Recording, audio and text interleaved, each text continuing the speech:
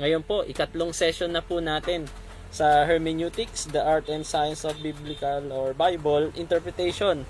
The when of biblical hermeneutics, it's all about the brief historical overview of hermeneutical approaches. Pag sinabi mong overview, nandun ka sa taas, makikita mo yung pagkakalatag or chronological order ng history kung paano nagkaroon ng different approaches sa hermeneutics. So as we tackle the history, yung mga different kind of approaches, mababanggit-banggit natin, pero baka hindi natin isasabihin na ito na pala yung isang approach, ikalawang approach. So sa mga susunod po natin yun maitatackle. So don't worry, naka-organize naman natin ang ating pag-aaral. Kaya ngayon, dito po tayo sa the when. That means kailan. Patungkol po ito sa timeline. So it's all about a brief historical overview of hermeneutical approach. So let's continue. So history ang pag-uusapan natin ngayon. At alam nyo ba, ang unang-unang nakakitaan ng mga magagaling mag-aral o mag-comment or mag-interpret ng mga bagay na poem or any literature, it's a song or myth, it's either kung anumang uri ng writings yan, kapag may mga nag-i-interpret nito or nagko-commentaries, it's already called hermeneuticizing or art na rin siya ng pag-interpret. At sa Mesopotamian commentaries, meron pong tinatawag na hieroglyph. Sa Mesopotamian commentaries noong 711 BCE, merong ang pangalan ay si Nabuzucop-Kenu at saka si Ashurbanipal. Mas makikilala natin si Ashurbanipal. Marahil si Nabuzucop-Kenu ay yung kanyang interpreter or isa sa mga historicist. Pero si Ashurbanipal kasi, siya po ay isang king ng Assyria, the last great king noong 669 to 631 before Common Era. So Assyrian king po siya. Found hundreds of thousand text commentaries. Meron nga akong isang nabasang research, 300,000. So a few explain mythological, ritual, literary, and lexical texts, but most of them are concerned with texts about various branches of divination, such as astrology. So yung mga nahukay na yun, patungkol sa divination, parang ano yan, healing, ganyan. Faith healing, astrology, pagbabasa ng mga bituin, extispecie, so determining the future events, yun po yun, through the study of organs and sacrificial animal. So meron ding physiognomy or judging the character, and on autobiographical texts about his education. So pati autobiography ni Ashurbanipal nahukay din po.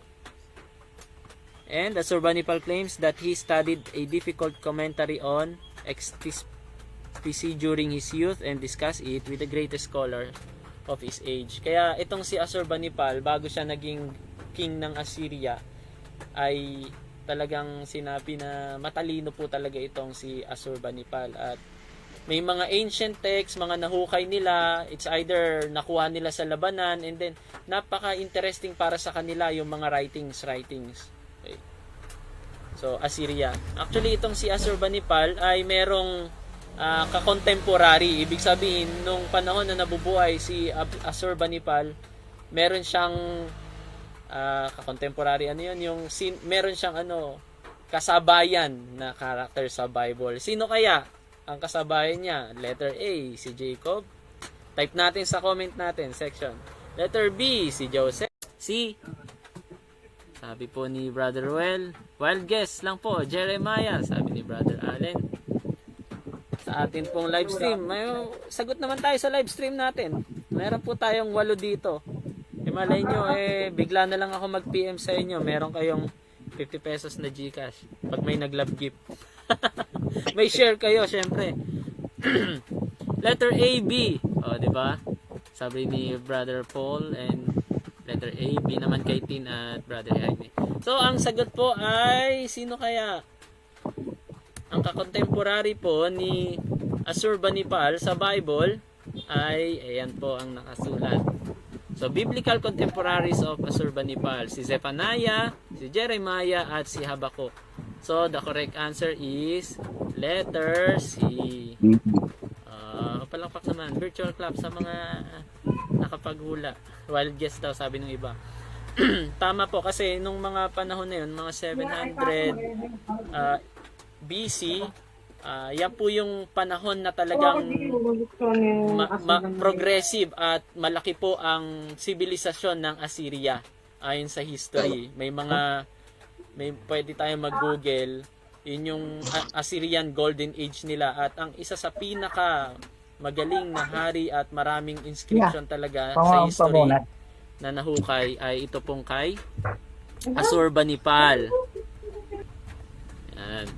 So, dito naman po, balik tayo. Sa Bible, mayroon pong nakalagay na sa 1 Chronicles chapter 1 verse 17, the sons of Shem were Elam and Ashur. So, dyan nagmula po yung pangalan ni Assurbanipal. Sa Ashur. Yan din ang root word ng Assyria. Si Ashur. Son of Shem. Sino si Shem? Mga kapatid. Si makahula kay Shem. Si Shem ay anak po ni Noah. Moses. Di ba? Ang galing Noah po. Minamali ko pero tama sila eh. Anak ni Noah. Isa sa mga anak ni Noah si Shem. Kaya matatalino ang Shem, ang mga lahi ni Shem. Kaya ang tawag sa kanila mga Shemites, ang mga unang nag-form ng language at saka writings ay mga Shemitic ang tawag. Shemitic language. So ito yung mga nasa Middle East, Arabia, yan, dyan sa bandang sentro ng mapa. 2 Kings chapter 70 verse 23, the author of 2 Kings records, sabi dito sa record ng 2 Kings, Israel was carried away from their own land to Assyria, as it is to this day. So nagkaroon din po ng exile, no? Na-exile din ng Israel. At this point, ito yung panahon na nagkaroon na ng divided kingdom eh. Tapos nang maghari si David, and then si Solomon, and then nung namatay si Solomon, ito yung panahon na si Assurbanipal ay naghari at na-conquer din niya ang Israel. Sa Ezra chapter 4 verse 10, and the rest of the nation, whom the great and noble Asnapar, itong salitang Asnapar, yan ang marahil ang Hebrew name ni Assurbanipal. So sabi dito, brought over and set in the cities of Samaria. So nagkaroon sila ng camp doon. And the rest that are on, kasama sa inscription and nahukay na hieroglyphs ni Assurbanipal, yung tinatawag na Epic of Gilgamesh. So tawag dito flood tablet. It's a fragment of clay tablet with a part of Epic of Gilgamesh. Si Gilgamesh, sikat po siya na ruler noon na nag-exist noong 2100 or 1200 BC. Yan po si Gilgamesh. At sa Bible, alam nyo ba mga kapatid, may parallel story itong Epic of Gilgamesh na ito. Kaya ang tawag dyan ay flood tablet kasi it talks also about a great flood at that time. So, meaning, dito mga kapatid, yan, mag-mute lang po ako ng mga ibang nakain. Ayan po. So, the flood story and subsequent survival of life by a giant boat from Utnapishtim. So, nakasulat po yan eh. Is also identical to the story of Noah and the ark. Like Noah, Utpanishtim is warned by a god of the impending doom to those not worthy of survival, and that he must build a giant ship to secure a male and female of every species. Pares na pares, no? So, naka-inscription dyan sa clay tablet na yan at tinranslate yan, na merong malaking bangka, na kailangan may babae at lalaki na ng mga species na kailangan mag-survive dahil winarningan sila, yung mga not worthy na tao at ibang mga hayop ay bibigyan ng ng parusa. So, hindi lang pala sa Bible mababasa yung kwento ni Noah, no? Pero hindi si Noah nga lang yung character. May ibang character, but still pwedeng sabihin natin na talagang totoo, no? totoo yung nag-exist pa rin but in a different myth, ganun. Different name of gods, kasi alam niyo naman nung panahon ng Babylon nagkaroon ng iba't ibang pangalan na yung mga Diyos at iba't ibang lengguwahe, dati iisa. So parang nagpasa-pasa na rin, nagkaroon ng bahid ng pagkakaiba-iba. Alam niyo naman pag nagmamarites na iba yung kwento. So marahil ganun. So the poem also make use of a serpent. May serpent din na mababasa po diyan sa Epic of Gilgamesh. As the thief of eternal life, kasi ito pong sa Bible, di ba, meron si snake, itinimpt niya si Adam and Eve kasi meron yung tree of life doon na yung bunga nun ay magbibigay sa kanila ng buhay na walang hanggan. Ito namang tree of knowledge of good and evil ay mamamatay sila, but that is a spiritual death first or separation. And then ito naman dito sa Epic of Gilgamesh, in the Epic of Gilgamesh, a snake is responsible for stealing the plant that restores youth. So ganun din kay Epic of Gilgamesh parang hindi naman siya totally na forever na yung buhay niya, pero habang kumakain siya ng plant na yon, palaging nare-restore yung kanyang pagkabata. Pero may isang snake na nag-sneak in and then kinain niya yon and then nag-jump siya dun sa tubig. Nag-sneak off. So ayan, nawala yung yung eternal life ni Gilgamesh. Yun yung poetry. So si ang tawag dito, si Assurbanipal, yun po yung kanyang yung mga comments niya, commentaries, at marami pang nahukay. So isa siya sa mga tinatawag na hermeneuticis, pero hindi siya biblical hermeneutics And then next, Babylonian commentaries. Meron ding mga nahukay na Babylonian commentaries na merong mga existing na mga poetries, and then nilalagyan nila ng inscription or notes. Yan. Nung panahon ni Nebuchadnezzar, obviously, 'di ba, ito yung panahon nino. Sino yung mga panahon Bible character ng panahon ni Nebuchadnezzar nung 605 to 562 BCE? Sige nga. Si Moses, si David, o si Daniel? A, B, or Daniel. C? Type natin sa chat box. Ano po ba Pwede yun? natin i-comment. Sino ba yung kakontemporary ni King Nebuchadnezzar? Si Moses, si David, letter C, si Daniel? Daniel po. Daniel. O, letter C, very good. Opo. Si Daniel po. Yan. Tama po tayo, si Daniel. At yan, si Daniel, Meshach, Shadrach at Abednego, obviously makikita natin that God gave them knowledge and skill in all literature. O, di ba? Daniel chapter 1 verse 17, verse 17 to 21. Kaya doon pa lang, kung meron silang skill patungkol sa literature, they also can interpret hindi lang yung literature. Actually, sabi nga dito, and Daniel had understanding in all vision and dreams. Kaya mga hermeneuticis din sila. Now at the end of days, when the king had said that they should be brought in, the chief of the eunuchs brought them before Nebuchadnezzar. Then the king interviewed them, and among them, none was found like Daniel. Walang katulad si Daniel, si Hananiah, si Mishael, at si Azariah. Si Hananiah, Mishael, and Azariah, pinalitan yung kanilang pangalan, kasi Hebrew name po yan, ng tinatawag na Akkadian name. Ang pangalan nila, Meshach, Shadrach, at Abednego. At si Daniel din, pinalitan din siya ng pangalan. Oo, sige nga, sino makakasagot ng totoong pinalit na pangalan kay Daniel? Kasi si Daniel ay, ang pangalang Daniel ay Hebrew name. Pinalitan din ni Nebuchadnezzar yan ng Akkadian name o Babylonian name.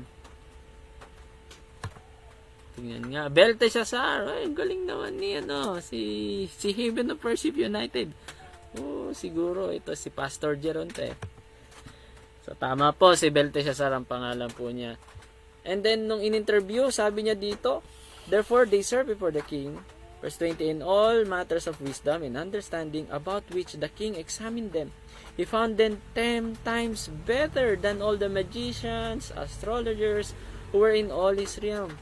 So verse 20, Daniel continued until the first year of King Cyrus. So ibig sabihin, dito pa lang sa chapter 1 ng Daniel, tinapos na agad yung Babylonian Empire that lasted more than, sabihin na lang natin na 70 years. Okay, more than 70 years. Nailagay na agad dito kasi King Cyrus ito na po Persian na po to ruler. King Cyrus, King Darius, at Ahasuerus, Artaxerxes, yun yung mga pangalan ng mga ruler nung panahon ng Persian. So next, hindi na natin binasa ito, no? Baka gusto nyo, basahin ko pa.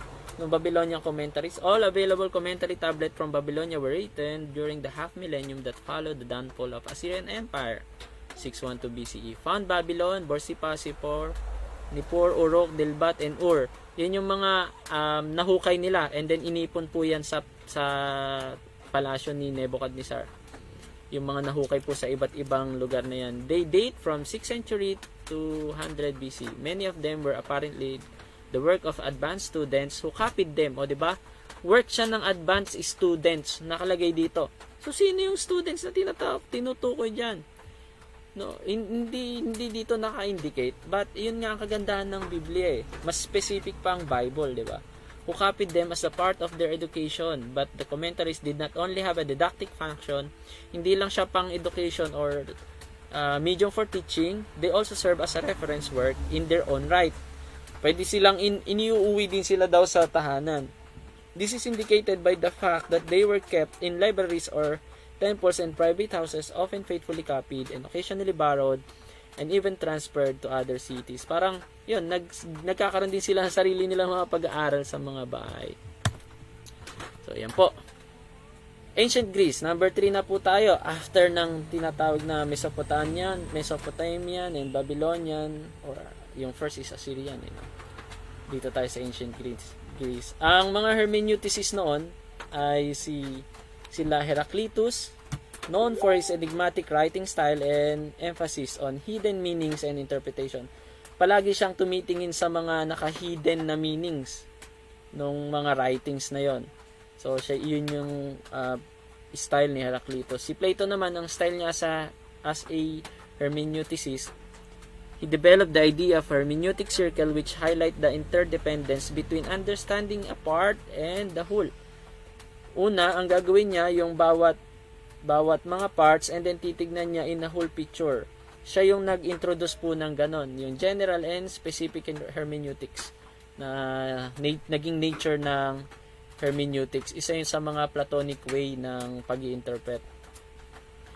Si Aristotle naman, he introduced principles of textual interpretation emphasizing the necessity of context and grammar. So, hindi lang yung part of a singularity and then yung buong phrase or general. Ito naman si Aristotle, sabi niya, pati grammar, pinag-aaralan. At saka yung context. Ibig sabihin ng context, mga kapatid, yung pagkakasulat ng panahon na yon, may kasama na dun yung historical. Pag sinabi mong grammar, literature, literary, kung siya pa ay symbolical or literal. So, yan po yung kanila pong mga ambag. At may mga quote. Ito yung mga para makita natin at kung gaano to kagagaling. Meron ditong mga quotation nila. Ito. Tanong, si Heraclitus, ano kaya yung kinote na dyan? No one is more hated than he who speaks the truth. Ito, madalas kong nakikita tong letter A na to Ito rin, itong letter B na to. Sikat na sikat po yan. Change is the only constant in life. O, di ba? Isa sa tatlo ang nag-quote niyang tatlong yan. Itong letter C, what is a friend? A single soul dwelling in two bodies. O, di ba? Ang gaganda ng ano. Siyempre, mga philosopher tong mga to So, hula nga tayo. Sino ang nag-quote? Alin dyan yung kinote ni Heraclitus? Letter A, no one is more hated than he who speaks the truth. Letter B, change is the only constant in life. Or letter C, what is a friend? A single soul dwelling in two bodies. Comment. Letter A, no one is more hated. Change is the only constant in life. Letter B yun, no? Sabi ni Sister Elaine. May mga nag-google na dyan. Letter A, sabi ni Brother Mark. Pastor Jaime, letter B. So, ito, wild guess lang naman.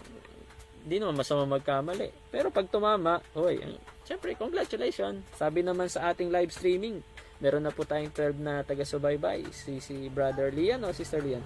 Letter C daw. And the answer is... Change is the only constant in life. Heraclitus. Eto, letter B. Ito ang sinabi ni Heraclitus. Change is the only constant in life. Pinasikat niya rin niya ito, ano? Sabi din ni Solomon, Ecclesiastes chapter 3 verse 1, there's a time for everything. Therefore, may swing, 'di ba?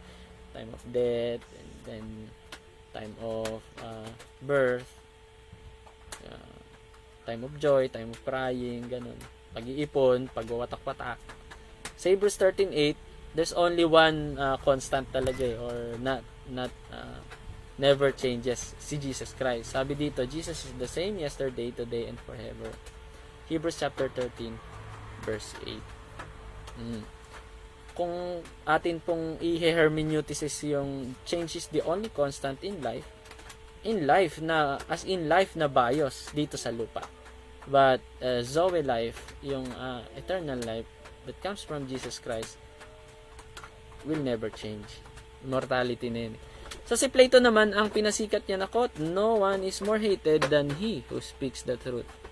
Sabi nga sa Galatians chapter 4 verse 16, sabi ni Apostol Pablo sa mga taga-Galatia, am I therefore become your enemy because I tell you the truth? Oh, totoo, na maraming nangyayari dito, di ba? Dahil nagsabi ka ng totoo, nagkakaroon ng division, lumalayo siya. Kasi akala nila ay parang pinapahiya mo lang sila, pero ang totoo, sinasabi mo lang ang totoo. So, parang takot silang masira. Ganon. So, ako rin, matagal kong sinira ang sarili ko sa kasinungalingan, tapos nung nagsabi na ako ng totoo, lalo akong nasira. Lalo silang na laman.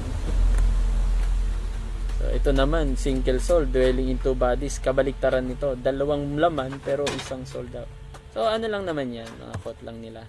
Hindi ko sinasabi na biblically true. Pero merong mga verse din sa baba. Affirmed that at all times. Number 4 na tayo. Pagkatapos ng Greek, Hellenistic or Roman period. Walang Persian, no? Persian period. Ewan ko bakit walang Persian. Wala sigurong magagaling at mauutak nun. Mga Persian era.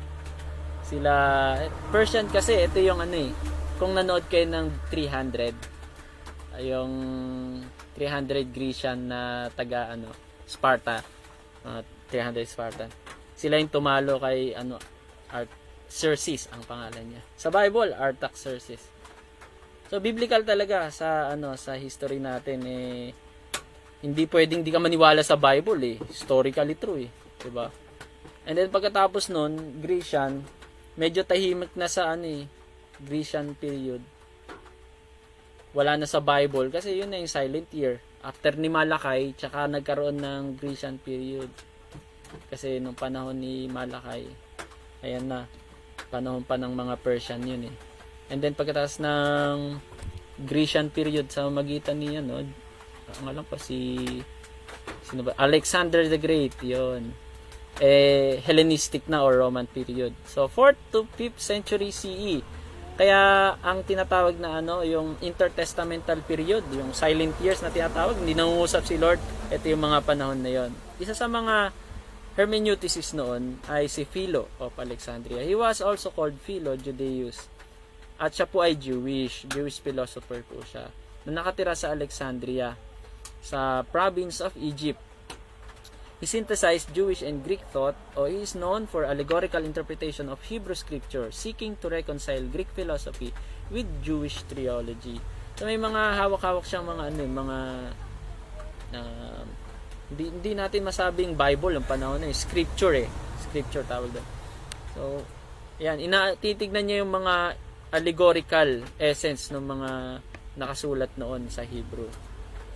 And then he used the term hyponoia, itong hyponoia and allegoria, sa kanya nagsimula itong sumikat tong term na ito, yung allegoria tsaka hyponoia. So it shown that allegoria is grammatical term indicating the figure of speech in which one thing is said and something totally different is mean. is meant as in use by contemporary writers and orator. Parang nagkwento siya pero hindi yun yung totoong meaning. Sa Bible, sabihin na lang natin parable, 'di ba? Nagkwento siya, yun totoong buhay talaga yung kwento niya. May nagtanim, napunta sa ganito, pero hindi talaga yun yung totoong meaning na gusto niyang patukuyan. Allegory ang tawag doon. Allegory. And then, hyponoia on the other hand is a philosophical designation indicating the way in which the deeper meaning is found. Kaya hindi na ganong ginagamit itong term na hyponoia, pero itong si Philo of Alexandria, actually mas magandang term nga yung hyponoia, kasi talagang yung deeper meaning niya mababasa mo rin mismo sa scripture. Yung kadalasang mga allegory ng mga pastor ngayon or ina-allegorize yung scripture natin kahit plain na yung sinabi doon, literal na talaga siya. Gumagawa tayo ng mga allegorical something. And then yung allegorizing natin, pag hindi siya back up by scripture kundi by our own interpretation, allegory. Pero yung hyponoia, it's a type of allegory pero may back up na scripture. So yun yung kaibahan ng dalawa, no? Kaya magandang mapag-aralan natin or magstay sa isip natin yung salitang hyponoia. Ganyan, tuloy natin. By preferring the older word, he confirms that he wants to stand a philosophical tradition in interpreting the scripture. Mas prefer daw niya yung hyponoia. Itong si Philo of Alexandria. So ganyan siya mag-hermeneuticize. Siya ang nagpasimula ng allegorical interpretation and hyponoia. So ito yung mga mahilig din siya sa numerology. Alam niyo naman yung Pythagorean sa mga nag-college diyan. Ito mat ito. Galing ako sa mat eh. Kaya sobrang galing ko, dinoble ko ito eh. Nag-summer ako eh. So yan, may mga Pythagorean numerology siya. Pag sinabing 1, God's number. 2, number of schism, of that which has created, or of death. Parang ito, hindi siya biblical kasi hindi pa naman uso yung Bible noon nung panahon ni Philo. Mas ginagamit niya yung concept ni Pythagorea according to sa current scripture na available noon. Di ba? May mga sulat ng naipon na isinulat ni David, ganyan, or ni Solomon. Okay? Yun yung tinitignan nila. So, existing na yun. Meron na yung panahon, existing na yung mga sulat ni Solomon nung panahon ni Philo. Kaya, tinitignan nila. So, 3 muna, number of body, divine being in connection with these fundamental powers. Magtataka kayo, body. Number 3. Is it, naniniwala din kaya siya sa trichotomy, sa body, soul, and spirit? O, diba? Wala pa namang kadalasan sa Old Testament, dichotomy ang madalas na makita natin dyan eh. And then, sa number 5, itong sa number 5 natin. Sa number 5, number of senses and sensibility. Ano ba yung 5 senses? Ano ba yung 5 senses natin? Sige nga, sabihin nga natin. 5 senses. Sense of? Eyes, seeing, Yun. Sige. hearing, smelling, smelling, tasting, touching. Touching. Oh, tama. Yun yung 5 senses natin. Hindi ko po kayang isulat kaya sinasabi ko na lang po. Sige. No problem. Tama po yun. Thank you po. So, yun yung yun yung niya ng 5. And then, balik tayo. Nasaan na tayo? 6 daw, product of masculine and feminine number. Possible dahil naririnig na at alam niya na sa Genesis 6 tayo po ay nalikha nung 6th day. At yung number 3 na yon, pag sinabi mo nga 3 dahil siya ay number of body, so 3 plus 3, 6. Male plus female ay 6. And then yung 7 naman, marvelous attributes. 8, number of cube. 9, Totoo po ba yon? Kapag kilala mo ang sarili mo, ay mas mataas ang value mo rin sa sarili mo. Ako, naniniwala din po ako doon. Kasi sabi nga nila, yung confidence natin nandun sa origin. Pag alam mo yung origin mo, mas mataas ang confidence level mo. So, ang origin po natin ay we are sons and daughter of God.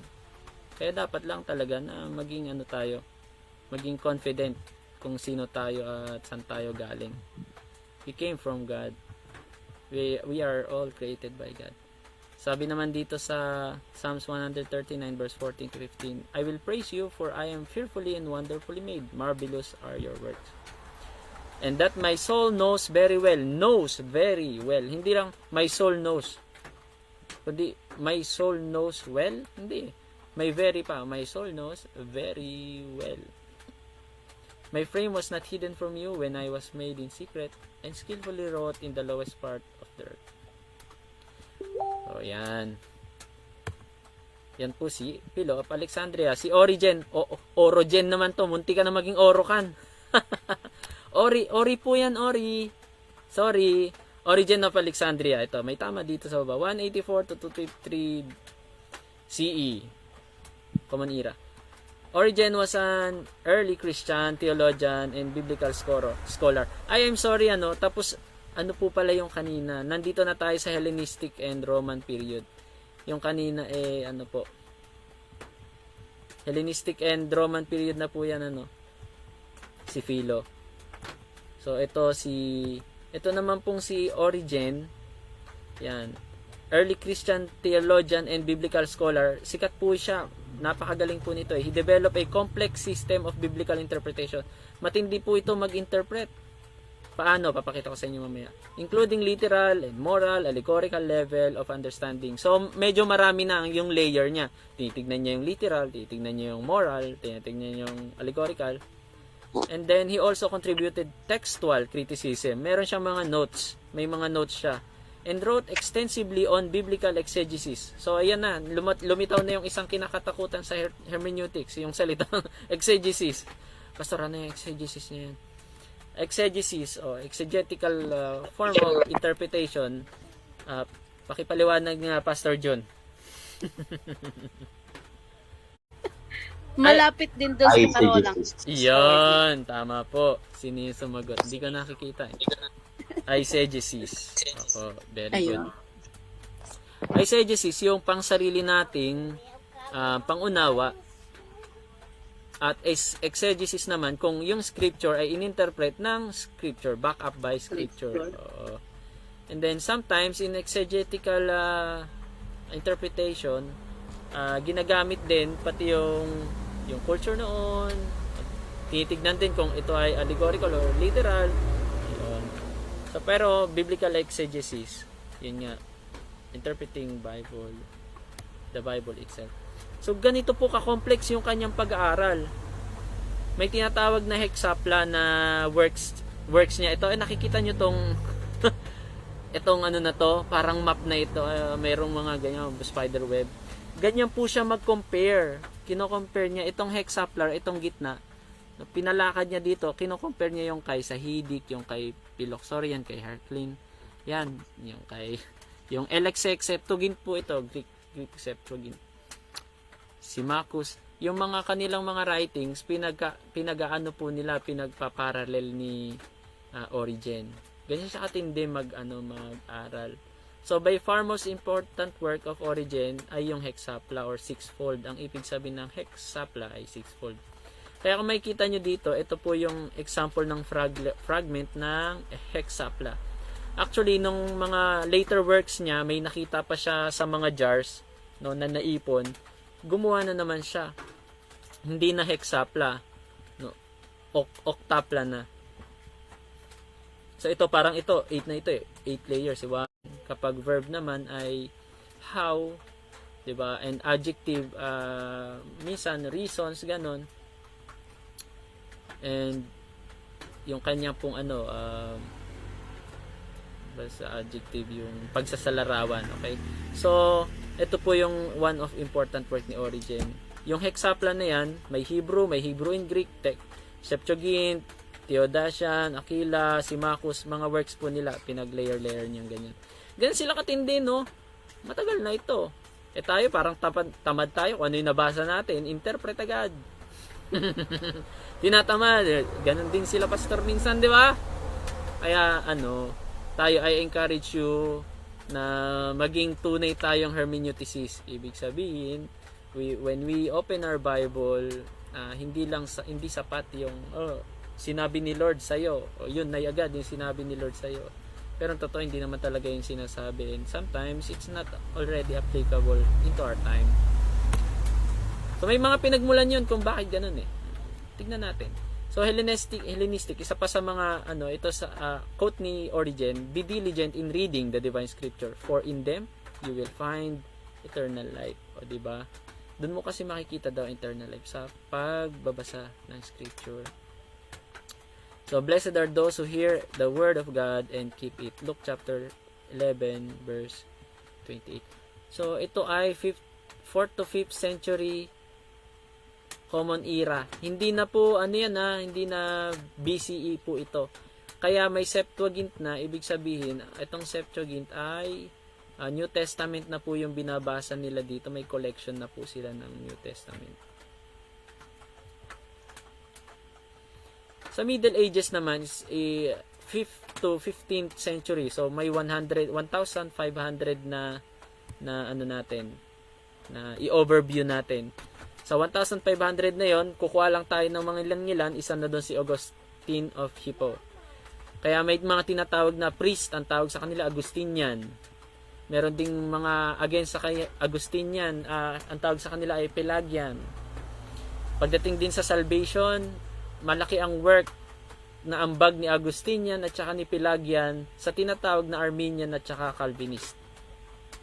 So, yun po ang mga influence po yan ni Augustinian at saka ni Pelagius. So, develop the theory of, ito po si Augustine of Hippo tuloy. Para Hippopotamus nabuhay nung November 13, 354. Grabe, no? May mga ganyan. Wala pang 1,000, 2,000, no? Tao na sila. Parang ini-imagine ko kung sana abot tayo ng 3,000, no? Pag dumating na si Lord, yun. Abot talaga tayo 1,000 years. Train ni Jesus Christ. Maliban kung amillennialist ka. Tulad nito ni Agustin. So, 13 November, pinanganak. 28 na August, kinuha ni Lord. 430. He developed the theory of biblical interpretation based on historical and allegorical method. Kasi, syempre, may nababasa na sila. Noon, nung mga una, wala pang ganong may historical record eh. Yun, yung mga nasa clay tablets lang. Diba? Pero ito, mas reliable na yung historical at saka mas specific na historical basis nila. And yung historical na yun, allegorical, so pinag-aaralan din nila. So, works with theological view about free will versus predestination. So, itong si Augustine of Hippo, isa sa mga ambag niya ay dati naniniwala siya ng free will until yung tinatawag na determinism of God, na parang sinasabi niya na merong kinreate si Lord na talagang pinili niya, elected na, at wala nang magawa yung mga papunta sa hell. Ang tawag doon, double predestination. Kaya maraming nakaaway itong si Augustine, pati si Pelagius. Ayan, yung mga tagahanga ni Pelagian. Kaya Pelagianism. And ito yung isa sa mga po ni Pelagius sa kanyang quote. To fall in love with God is the greatest romance.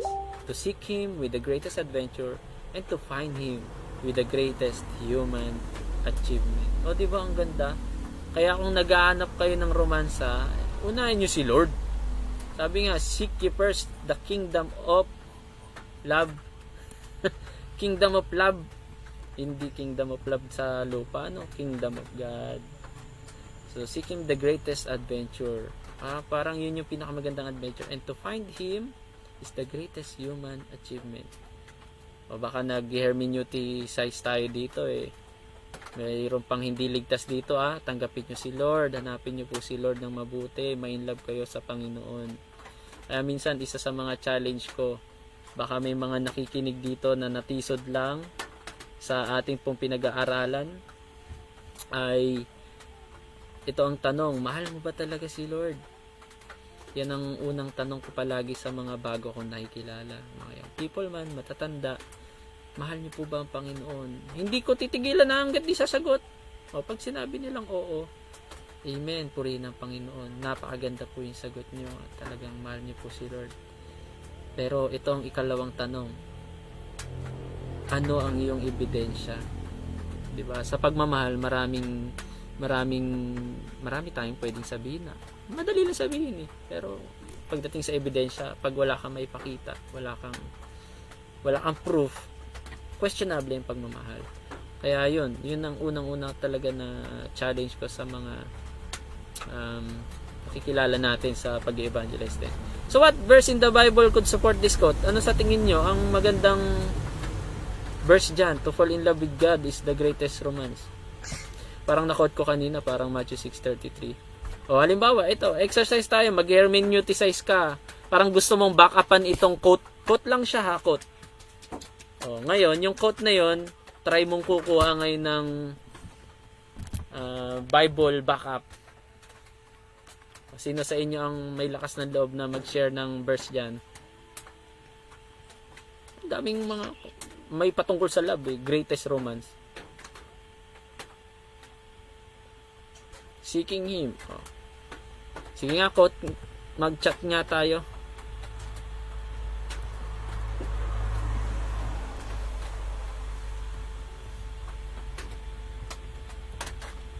Matthew 22:37. Matthew 22:37. Mukhang mapapahalo kaya ako nito sa Bible ah. Matthew 20. Ito yung love the Lord with all your heart. Yan natin.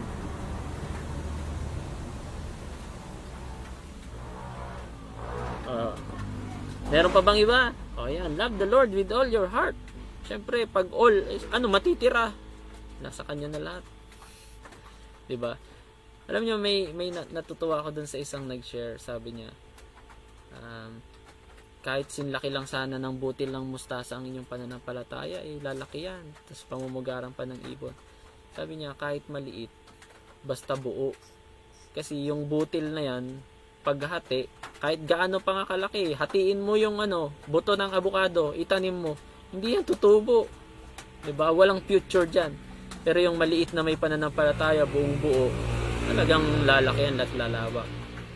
1 John 3:16, di ba? 1 John 3:16, parang ito yung sinasabi diyan na if we love not by words but in deed. Kung hindi ako nagkakamali. Kung tama po, mag-comment ka na lang din po. Jeremiah 33:3, di ba? Call unto me and I will answer thee. Yun yung verse na yun. And those who will seek me will find me. And I will show great and mighty things that you know it not. Yun na, alam ko doon. So, John 15:13, for the greatest love. Oo, tama yan. Nakaka-inlove yan. No one than this, that love that sacrifice. Opo. Sige, continue na tayo. Nandito pa lang tayo sa Middle Ages. Hanggang year 2023 pa tayo. Thomas Aquinas. Ito si Thomas Aquinas, narinig nyo na po ito. Isa to sa marami talagang book. At sinubukan kong basahin yung book niya. Nandun ako sa ICOM. Kung mapapansin nyo, Middle Age. Tignan nyo yung icon natin. Ito yung mga panahon ng labanan ng palasyo eh. Yan, nakasuit sila ng armor eh. Full armor. As in, nakatakip yung muka. Pati muka, hindi makita. Yun yung mga panahon na yun eh. So si Agustina Pipo, ang sabi niya, ito yung isa sa niya, to fall in love with God is the greatest romance. To seek Him, the greatest adventure. To find Him, the greatest human achievement. Next! Si Thomas Aquinas naman, merge Aristotelian philosophy with Christian theology, emphasizing importance of context and intention in interpretation. Parang tinitignan niya, ang emphasis niya dito yung intention ng writer. At ikaw din, ano ang intention mo ngayon na mag-i-interpret? Kasi pag may dala-dala ka ng paniniwala, mag-iiba talaga interpretation mo eh.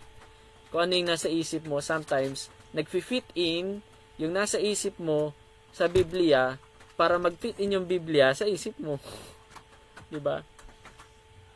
So, mali eh. Dapat yung ating isip ang lalagay or magiging subjective tayo dun sa object. Hindi sa ating sariling submissiveness sa ating sariling feelings. So, ayan yung mga works. Actually, maraming works si Thomas Aquinas. Ayan. Isa doon sa mga patungkol sa existence of God. Doon siya magaling eh. Na meron siya tinatawag na Kinkevoy. Kinkeviai. About sa existence of God, na it's all about the motion. Yung lahat ng motion na yan, nagpapatunay na may Diyos. All about first mover. Walang bagay na gagalaw kung walang taong magpapagalaw. 'Di ba? Pag sa space, pag still yung ang tawag diyan, yung hindi gumagalaw. Kalimutan ko yung term. Basta pag lang siya, still siya at walang gumalaw sa kanya, hindi talaga siya gagalaw. So motion, causation. In the case of motion, nothing can cause itself, and an infinite chain of causation is impossible. Yun nga. Pag walang first mover, wala rin yung cause na yon, cause and effect. Pag may nag-move sa kanya, yun na yon. So ang first cause natin, God. So existence of necessary and the unnecessary. Our experience includes things certainly existing but apparently unnecessary. Not everything can be unnecessary. For then, once there was nothing, and there would still be nothing. Kaya yung existence ng tao, bakit biglang nag-exist? Ganyan. So mayroong necessity, may importanteng gustong patukuyan nito. So in fact itself the cause for other things to exist. Halimbawa, ang hirap magsabi na nag-exist lang, na nag-evolve yung tupa eh. Kasi yung tupa hindi talaga yan mabubuhay na walang pastol. Pag tumubo yung kanyang balahibo at matumba po yan, walang magtatayo talaga sa kanya. Mamamatay na lang po yun. So, kailangan talaga ng shepherd ng sheep. Kaya yung mutual relationship ng tinatawag na, yung symbiotic relationship, mutuality, magbe-benefit talaga itong si sheep kay pastol at si pastol kay sheep. At pag wala itong isa, merong hindi magbe-benefit doon. Itong ikamamatay po ng sheep pag wala siya talagang pastor. So how come na sa science nag-evolve itong sheep na ito, 'di ba? Sakto, magaling talaga si Lord na nung kinreate niya yung mga hayop, and then He provided man para mag-alaga sa kanila, to take care. Kaya pinangalanan nga niya, 'di ba? Kaya possible nga, malaking possibility sa akin na pag pinangalanan niya at nakatingin sa kanya yung hayop na yon, mag-i-still yan sa isip niya, and every time he called that name, they will come. Parang 'di ba, ganun din, nauutusan natin yung mga hayop ngayon because we are dominant sa kanila. Yung dominion ni binigay sa atin to take care of them. How much more nung panahon ni Adam? Lahat, kahit Leon, pag sinabi niyang Leon, ganyan. 'Di ba? Lalapit yan. Kahit anong hayop. Baka nga pati puno eh. Pag kukunin pa lang ng kamay niya yung bunga pati bunga baka susunod. Lang yun na proof of the truthful. God is simple, God is perfect, lacking nothing, God is infinite, God is immutable, God is one. So ayan, mga talagang pinapatunayan niya ng itong 5 statement na yan, ito ay quality ng ating God. So diyan na rin tumubo yung salitang yung mga omnipotent, ganyan. Doon na-inspire na rin po siya doon. So ito yung sabi ni that we love tells us what we are. For where your treasure is, there's your heart be also, di ba? Yung treasure mo, yun mahal mo, ingatan mo. Kaya may ang salitang treasure, keep, at saka yun nga yung pag-iingat ay iisa sa Hebrew word. So Renaissance period tayo. Ito yung pinakasikat na sikat, ang father of, number 6 na tayo, father of Reformation, si Martin Luther. November 10, 1483, February 18, 1546. It's the one of the most prominent figures of the Reformation. Martin Luther emphasizes principle of sola scriptura. Pako ng tinatawag na 95 Theses sa harap ng church. At siya po ay isang pare at inalis po siya bilang pare at hinanting siya hanggang siya po ay mahanap at patayin. So yun po si Martin Luther, kung bakit may tinatawag na protestante. Siya yung father of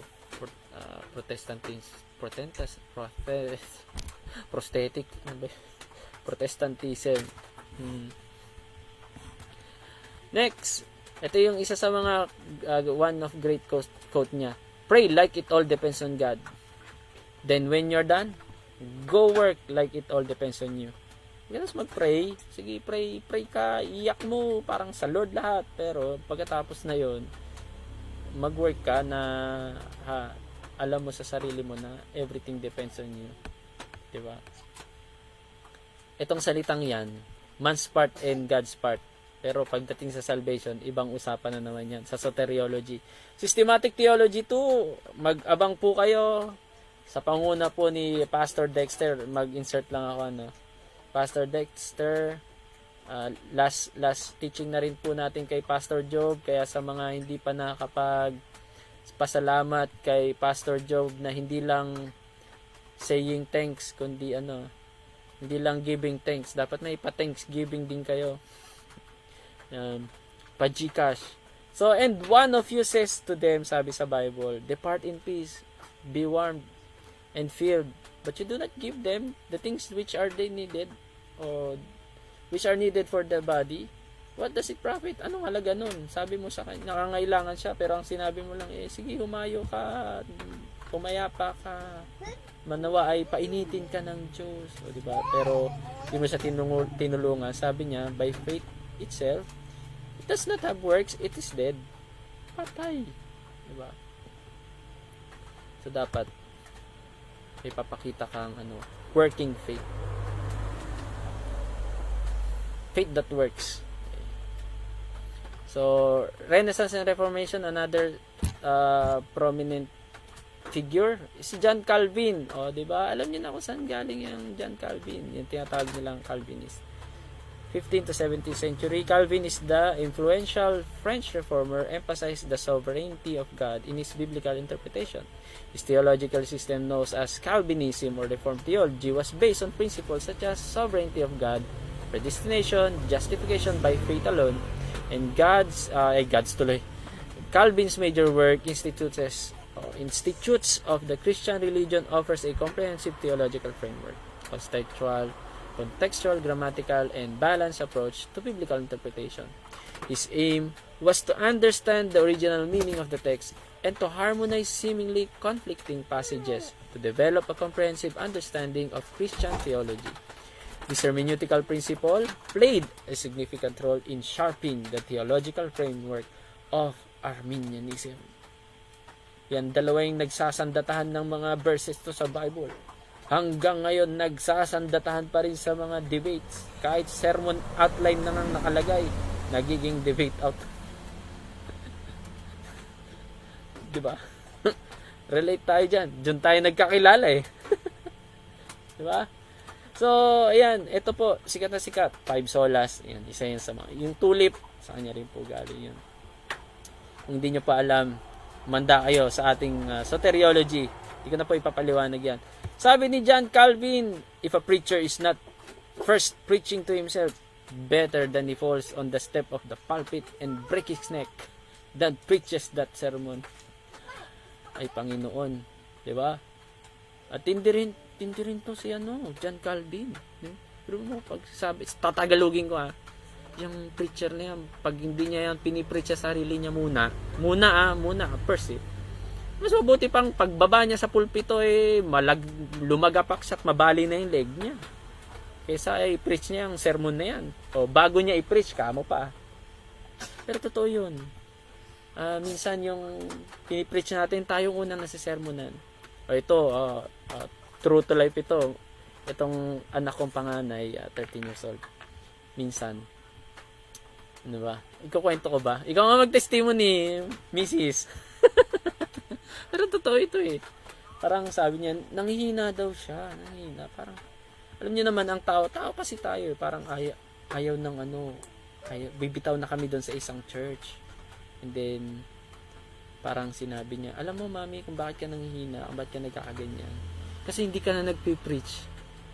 Parang iniisip niya, anong kinalaman nun? Di ba? Ano kinalaman nun? Bakit? Sabi ni Mrs. Alam mo, itong anak ko, 13 years old, ito sinabi niya, di ba pag nagpipreach ka, kasi ikaw ang unang dyan na napangangaralan, sabi niya ganun. Tas kung ikaw una din na mapapalakas, di ba totoo yun? Di ba? Kahit bata pa lang ito, pinag-share ko na rin ito sa prayer meeting. Kaya kahit bata, alam nyo, ginagamit yan ni Lord. Alalahanin natin, 5 loaves, 2 fish, ilan pinakain? Ba, 5,000 mula sa kanyang basket. Kaya kahit konti lang meron sa'yo, pinag-preach na ako no? Maniwala ka, pasalamat ka lang kay Lord. Kaya yan ang ginawa niya Sabi niya kay Lord, sabi ni Lord, tinaas niya yung kanyang hawak-hawak ng 5 tinapay tsaka 2 isda. Sabi niya, thank you. Tumingala siya sa Ama. Nagpasalamat. Kaya kunin yung mga pitaka, itaas nyo ngayon, ipasalamat. O sabihin niya, ako si So yan. Try nyo kayang sabihin. Wild guess. Psalm 63:1. Galatians 3. Di ba? Alam na, meron na tayong verse. Meron pa yung sinasabi na mas mabuti pang talian mo nila yung leeg mo ng gilingang bato, tas ihagis mo na sa kaysa maging katitisuran ka. Parang ganun din. So let's continue. Continue natin. Si Jacobus Arminius, tignan mo, katatapos lang ni Calvin, si Arminian na. Mga rin sila, hermeneuticis. Siyempre, kailangan i-appreciate natin yung mga gawa nila kahit sabihin natin sa lubong silang dalawa. Bible din pinanggalingan yan Tayo, maging balanse na lang tayo. Ito kasing si Calvin, naniniwala din siya sa double predestination na tinatawag. Pag hindi ka palangit, pa-impyerno ka, wala kang magagawa doon. Kung pinanganak kayong dalawa na kambal, at pinili na ni Lord yung isa na maligtas, itong isa hindi mapili, matik yun, sa impyerno siya. So noon pa man may ganun ng si Agustinian, parang ganun na rin yung paniniwala niya sa double predestination. Pero pwede naman maging balance na hindi ka double predestination pero grace alone pa rin tayo. Grace, kasi grace lang naman talaga tayo.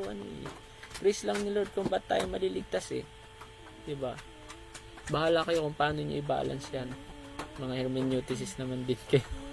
Kaaral tayo. So si Arminian o si Arminius, Jacobus Arminius. Jacobus po pangalan hindi Arminia, Arminio. Yung Arminius ay apelido. Apply the hermeneutical principle that emphasize a contextual, grammatical, and balanced approach to a biblical interpretation. Balance din daw naman siya. Pareho silang balance. Kaya mag-balance din tayo. His aim was to understand the original meaning of the text and to harmonize seemingly conflicting passages. Pares silang dalawa.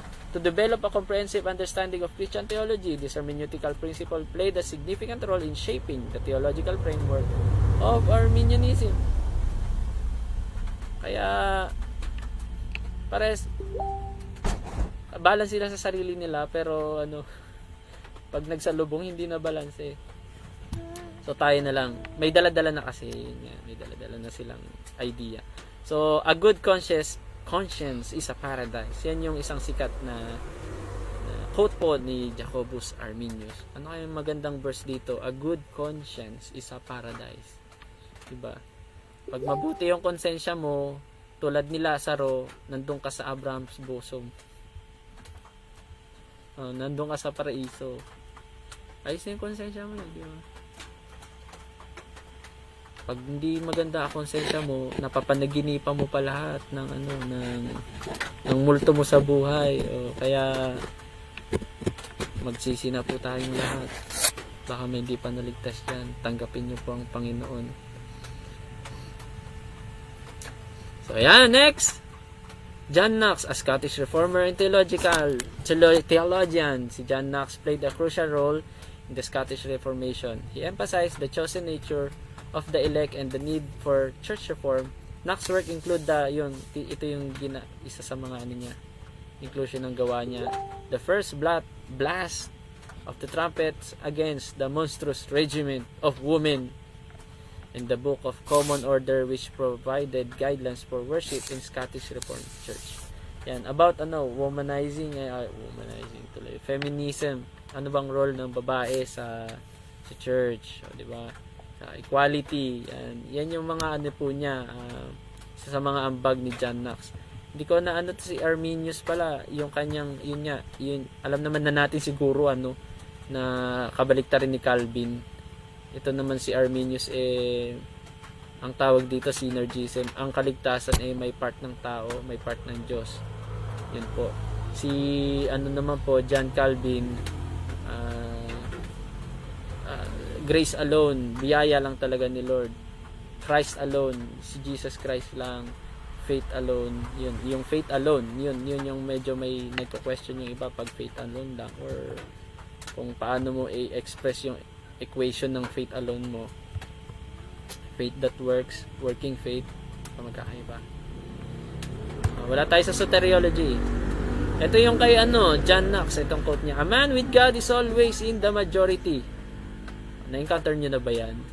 Baka meron kayong narinig na pastor nagsabi, ikaw plus ang Diyos ay majority. Mananalo na kayo. Romans 8:31.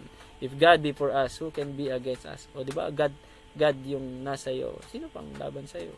Kahit sinong iharap sa inyo. Di ba? Hindi dapat tayo matakot. We have our confidence in God. So, yan yung quote ni John Knox. Ito, Ulrich Zwingli. Try nyong i-pronounce. Ulrich or Ulrich, mas ano po siya, kilala sa Ulrich. Kasi ang hirap daw pronounce yung Ulrich. Iisa lang yan, yung Ulrich at saka Ulrich. Pangalan lang din po niyan. Zwingli, 1st January, bagong taon pinanganak. Panahon ng putukan po yan. 11 October 1531, siguro nung pero hindi pa naman usos diyan sa sa Switzerland noon yung mga firecracker. China yan nanggaling noong 1531, ewan ko kung nakarating na yung firecracker mula sa China dito sa Switzerland. Zwingli was a Swiss reformer who advocated for biblical preaching and rejected church practices not explicitly supported by scripture. Basta hindi nakasulat, ayaw niya ng practice na yan. Walang drums sa Bible na o New Testament. Walang drums. Ganon. He focuses on the authority of scripture in matter of faith and worship. Zwingli works include Commentarius de Vera. Parang ako to, de Vera na. Commentarius de Vera et Falsa Religione. Commentary on True and False Religion. Kaya yung de Vera pala true. Buti hindi de falsa ang aking apelido, no? And various sermon. So sabi ni Ulrich Zwingli, everything that is true is God's word. Whoever may have said it. Try nyo is research po ang buhay ni Zwingli, may inspire kayo. Professor po siya na nagpare. Pero reformist na rin po siya. Try nyo po Protestant reformist.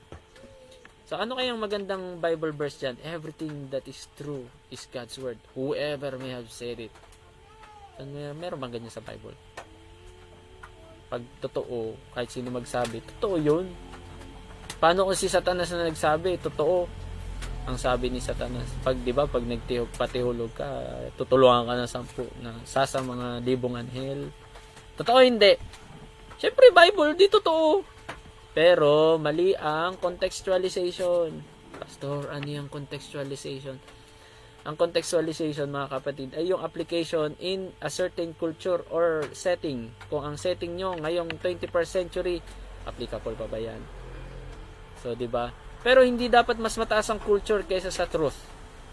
Kung truth talaga. Pero hindi dapat masira ang Biblia dahil sa culture. So, mas mataas pa rin ang truth. Kasi totoo naman. Dahil totoo yon, hindi niya kinontra. Binigyan lang din niya ng isa pang katotohanan na mas applicable at napapanahon. Kasi ang style kasi nito ni Satanas, hindi testing tempting. Pag tempting, mag-quote ka ng isang katotohanan para ibagsak ka. Ang testing, nagko-quote siya ng katotohanan at tinitignan niya kung maipapasa mo. Yan ang kaibahan ng tempting at saka testing. Ang tempting galing kay Satanas. Gagawin niya ang lahat, kahit totoo pa yan, para ibagsak ka.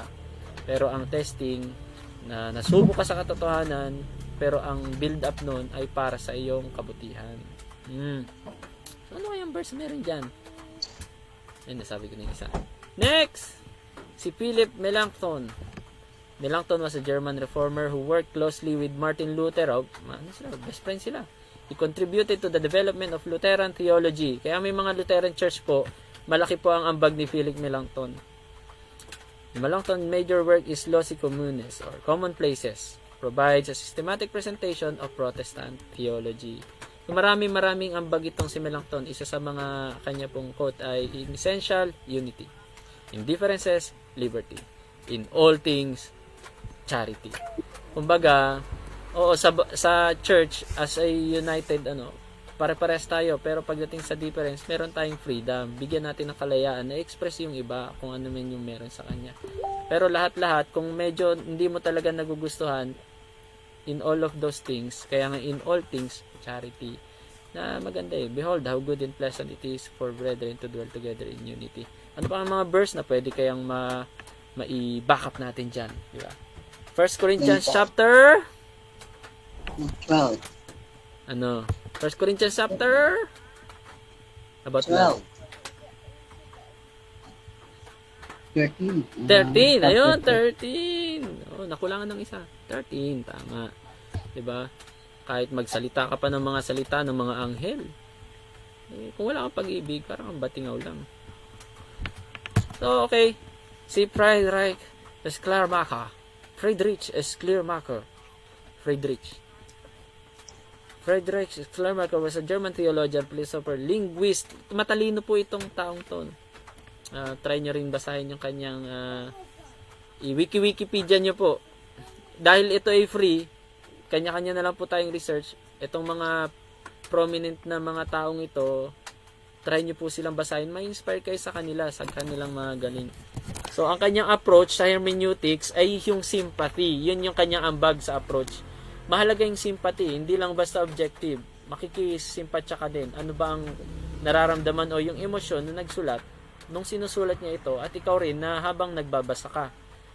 So, kamusta yung understanding mo sa hermeneutics na yan bilang nagbabasa doon sa understanding din ng emotion ng nagsulat sa kanyang sinusulatan at yung kanyang sinulatan din. So, tatlong way yan. Ikaw na nagbabasa ngayon, yung author noon at yung pinapatukuyan niya o sinusulatan niya na second person. So, he argued that interpretation should involve both understanding of the text's linguistic structure as well as subjective interpretation of its meaning. So, sa linguistic siya at sinasama niya talaga yung subjective interpretation. Diba? Nag-aral po tayo. Pag sinabing subjective, ano yun? May kasamang yung ano mo, yung feelings mo, yung sarili mong kalooban, kung ano yung nariyan sa puso mo, o mga bagay na hindi nakita. Yun. Hindi siya concrete, abstract siya. So, yun yung ano niya, kanyang approach. Ito po yung kanyang quote. Either the translator leaves the author in peace. Kung yung nag-translate na yan, ay mas maganda. Ay yung itong, halimbawa ako ang translator, hermeneuticist ako. Tina-translate ko yung original Hebrew to English o Tagalog. Mas maganda na iwan ko na yung author na manahimik na siya hanggat maaari as much as possible and move the reader towards him. Yung reader naman, yung magbabasa, siya na lang dumirekta, ganun. Or he leaves the reader, yung nagbabasa naman, iwanan mo na as much as possible at hayaan mo na yung author ang pupunta sa kanya. Papaliwanag naman ni author doon sa reader na yun.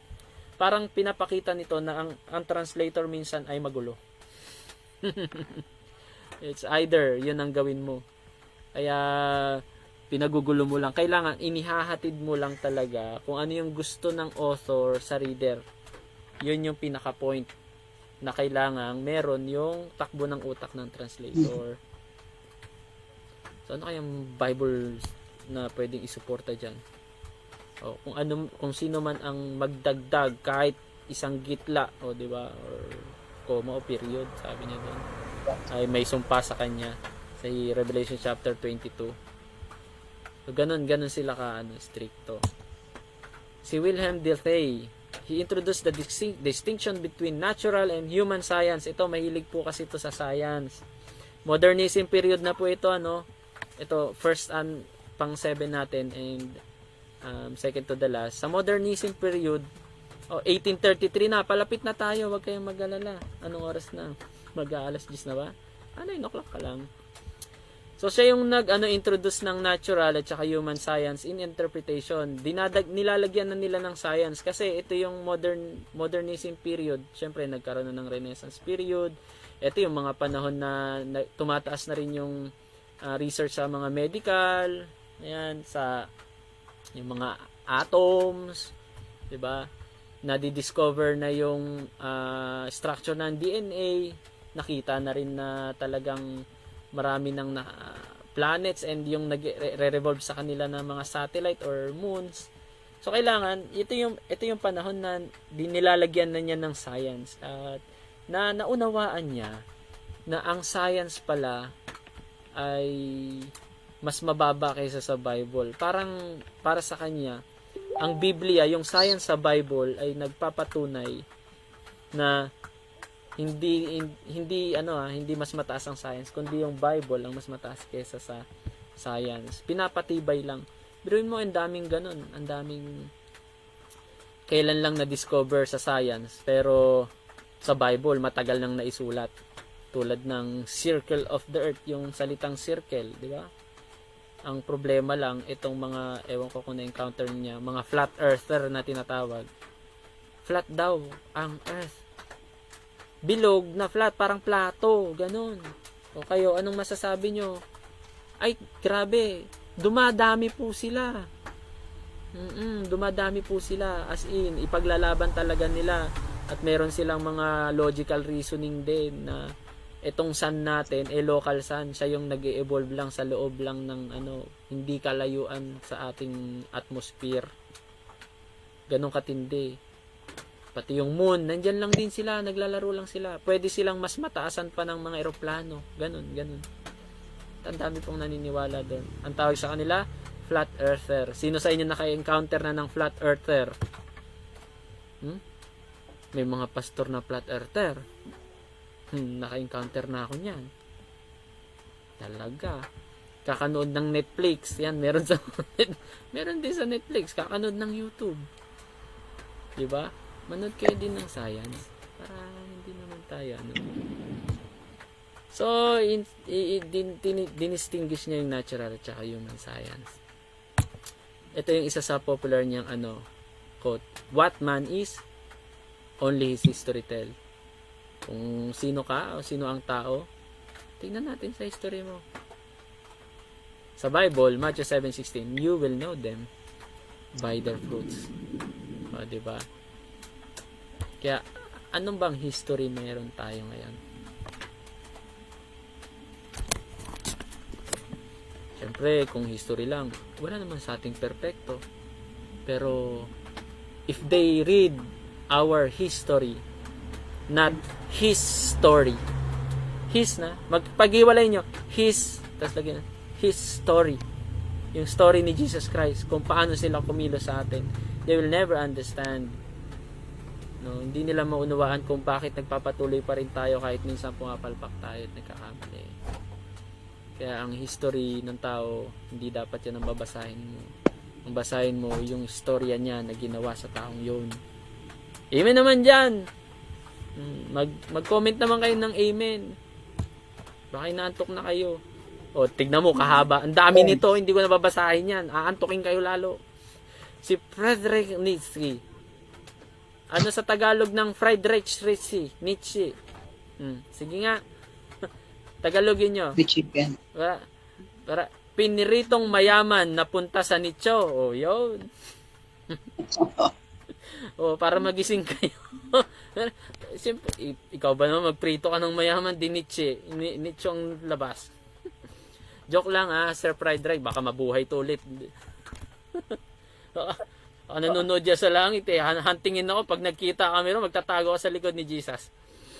So Friedrich Nietzsche was a renowned philosopher who made significant contributions to various fields including hermeneutics. Ito yung mga siya. Talon tayo dito. Ito. He challenged the notion of objective truth and argued for a more subjective individualistic interpretation.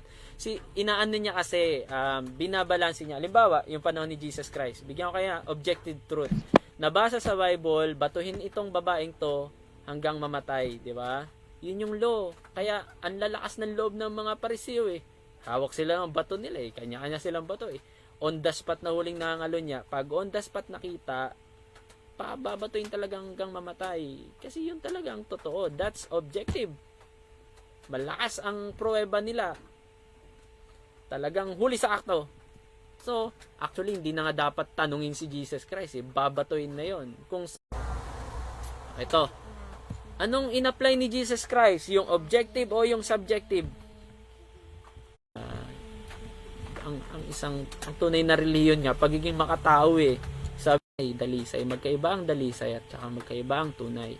Ay, pag sinabi mong tunay, pag ginto yang tunay. Pero, pwedeng hindi siya dalisay. Ay, halimbawa, Christianity. Ang Christianity, tunay yan. Pero hindi siya dalisay. Ang daming niknik, ang daming bato-bato, ang daming dumi. Kaya sinasabi na ang dalisay na reliyon ay yung tumutulong sa mga balo at ulila. Diba? Tama yung pananampalataya mo, pero may tama yung nananampalataya. May tama sa utak. Ito, tama naman kayo mga Pariseo, pero may tama kayo, may sayad kayo. Bakit? Sino ba sa inyong hindi nagkasala? Sige, kayo unang bumato.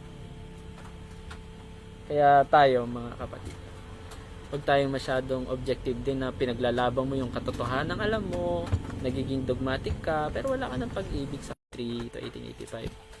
So, he present a narrative that critiques traditional religious belief and moral system, advocating for a rejection of religious authority and development of individualistic morality. Kumbaga, mas mataas dapat ang moral. Tulad nun, mas pinromote ni Jesus Christ sa pagmamahal nila sa mga tupa mismo. Parang ganito. Yung mga tupa, parang pinapagalitan niya. Kayong mga tupa, hindi man lang kayo magkaroon ng balahibong maayos. Ang dudumi nyo. Ganun. Tapos, ginagatasan mo. Ano ba yan? Ba't walang laman yung gatas mo? So, parang kasalanan na lahat ng tupa.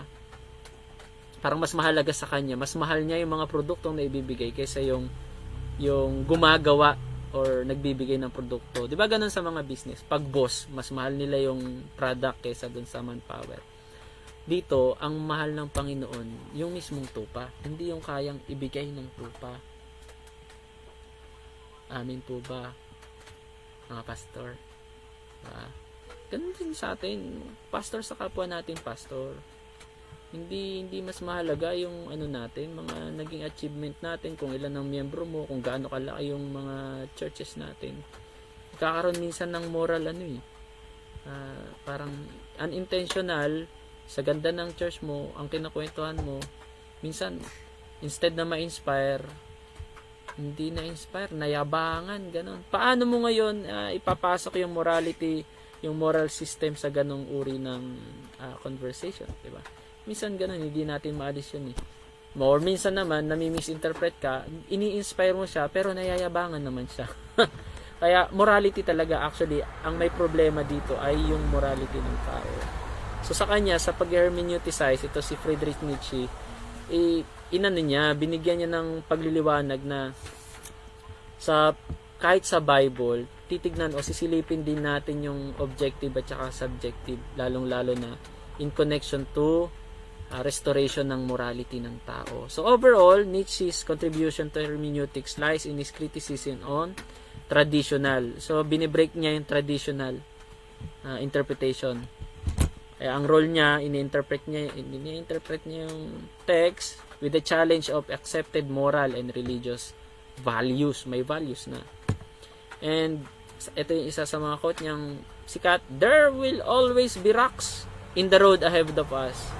Ito, ang ganda nito. I-type nyo, screenshot nyo, post nyo sa Facebook. "There will always be rocks in the road ahead of us. They will be, it's either what? Stumbling blocks or stepping stones. It all depends on how you use them." Diba? Totoo na, may mga bato dyan. Anong gusto mo? Gumawa ka ng pader para hindi ka ulit batuhin o hindi ka natamaan o ipang bato mo lang ulit pabalik. What verse in the Bible could support this quote? Yan. Try natin mag-type ng mga verse. Ano kaya magandang? There will always be rocks in the road ahead of us. So it is your choice. Sabi nga ng mga narinig ko, life is not a series of chances but a series of choices. Pero paano yun papasok sa predestination kaya? Iyan, okay, fried chicken. Fried chicken naman yung nakita ko dito. Nagutom ako bigla. Okay, next. Si Hans Georg Gadamer. Ito, last na po yan sa modernism. O, palapak naman dyan. Hans Georg Gadamer. Tignan nyo, di ba yung picture, tao na. Tao na siya. Ibig sabihin, colored na. Kasi nung March, lang siya namatay, 2002. Kailan lang, inabutan pa natin siyang buhay. Itong isang hermeneutics natin, German philosopher po siya. One of the most influential figure in the field of hermeneutics. O at least, 'di ba, na-encounter nyo kahit papaano dito sa ating hermeneutics na subject para hindi lang kayo basta tinuruan. Kilala nyo ba si Hans Georg Gadamer? Siya yung isa sa pinakasikat ngayong 20th century. Inabutan ko nga to pero hindi lang kami nag-meet kasi late lang ako nag-enroll. Kung napaaga siguro na naka-attend ako sa conference ni Hans Georg Gadamer, di ba? Malay nyo, meron na siya. May mga ano po siya. Meron po siyang books at saka YouTube. Panoorin nyo sa YouTube, naka-upload po yung video niya. Magaling po ito si Gadamer. Kung hinahangaan nyo sila, ito si Rabbi Zachariah, si John MacArthur, yan yung magagaling po na mga ano yan, mga preacher at saka hermeneutics po din ito. Tingnan talaga yung history, kung ano yung history ng mga panahon na yon that attempted to uncover the original meaning of a text based on historical. Maiintindihan mo talaga kasi yung text na yon kung kailan yun ginamit at ano yung applicable. Kaya yun, yung shinare ko sa inyo noon, yung salitang sa Dallas or servant sa King James Version, dapat talaga slave yon. Kaso hindi talaga nakaka-degrade yung salitang slave noon kasi panahon talaga ng slavery. Kaya baka wala lalong ma-convert. Biruin mo, nag-i-enslave ka ng mga Afrikano and at the same time about slavery din yung isineshare mo kay Jesus Christ. Baka batuhin ka lalo nila, lalo silang magrebelde. So they advise na ito sa King James Version, yung translator nun ay gamitin nila ay na Dallas ay servant. Pero ang servant kasi bayaran, hawak mo pa rin ng oras mo pagkatapos mo trabaho ka. Yung slave talaga wala, talagang kay Lord lahat. Ganun. Pag naglingkod, walang sayo. Ganun. So ayan po, in hermeneutics dito tayo sa dito. Thus, he advocated for more holistic approach to biblical interpretation that acknowledges the fusion of horizon between text and the reader, the influence of tradition, situatedness of the interpretation. So marami na yung approaches niya, pinagsama-sama niya. Kaya hybrid. So ganun din sana dapat ang gawin natin, no? Kaya habang tumatagal, mas gumaganda na yung pag-i-interpret natin through this hermeneutics at kung kanino tayo ma-impluwensyahan. So his idea influenced subsequent scholars and theologian. Kaya maraming mga scholar, mga theologian ang na-inspire sa kanya. Kaya sikat po si Tatay Hans. Contributing to a broader understanding of interpretative process and challenging the dominance of strictly historical critical. As in, strictly. Yan ba talaga yung sinasabi dyan sa history niyan? Tingnan mo yung context. Diba? Bakit? Ito pa isa, tanong ko sa inyo. Bakit sa King James Version, charity ang ginamit, hindi love? Assignment nyo po yan. May kinalaman po yan sa history nung panahon na ini-interpret ang King James Version. Hindi po labang nakasulat doon sa King James Version sa chapter 13. Charity. Kaya may malalim na ibig sabihin kasi ang charity kaysa in compare sa salitang love. So kung gusto nyong malaman, kayo po mag-research, mga hermeneutics naman tayo, di ba? So yan, maraming salamat po at ito po ang sabi niya, the focus of subjectivity is a distorting mirror. Pag masyado kang subjective daw, parang yung mirror dinidistort mo kaya hindi niya makikita yung tamang figure. Okay? Kailangan din ng object. Huwag puro subjective, huwag puro eisegetical. For if anyone is a hearer of the word and not a doer, he is like a man observing his natural face in a mirror. Yan yung verse na pwedeng mag-back up sa kanyang quote. Ngayon, last, 21st century. Who is the greatest hermeneuticist of the 21st century? Nakilala nyo. Chat nyo dyan sa box. Chat box natin. Tignan natin sa ating sa mga nakasubaybay, maraming salamat po. Nawa po hindi po kayo nantok. At bigyan natin ng para mas mapaigi pa ang ating pagtuturo. Kung meron akong dapat baguhin, mga error na pagsasalita, patawarin nyo ako sa mga pronunciation ko po. Hindi po ako magaling mag-English. I'm trying hard but giving you the best kind of education in theology para po tayo ay lalong maging malapit sa katotohanan. Malapit sa katotohanan. Hindi ba agad totoo? Kay Jesus Christ lang talaga mapalapit tayo sa Kanya. Kasi ang truth, nagpapalapit sa atin yan sa Panginoon lalo. So, ayan, po.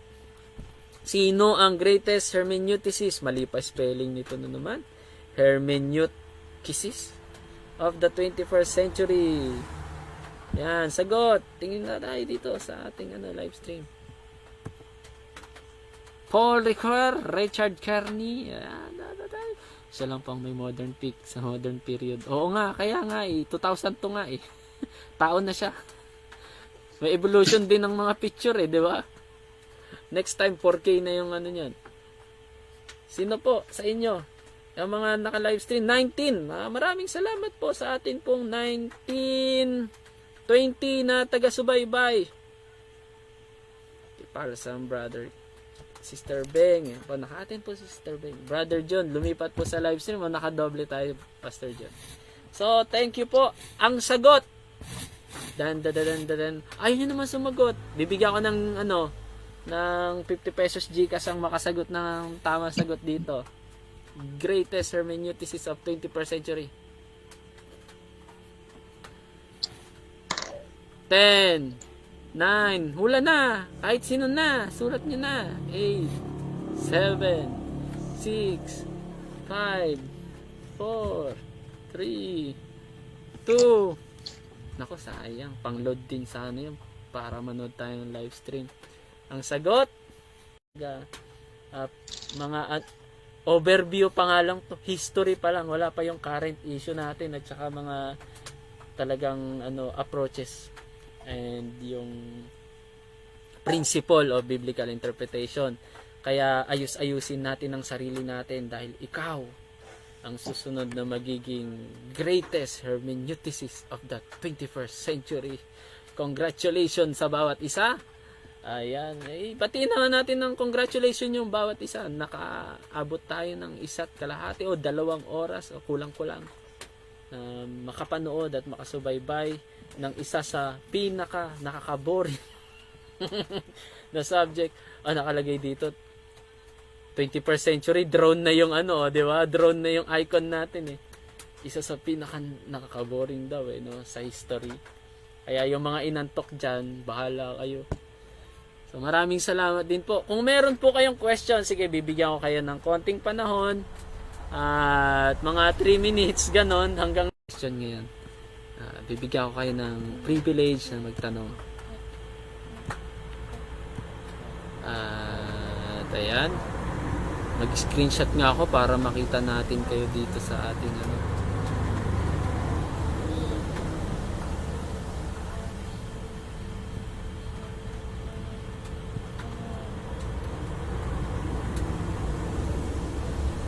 wait ko po yung tanong. Meron na po ba? Ayan, may nag-chat.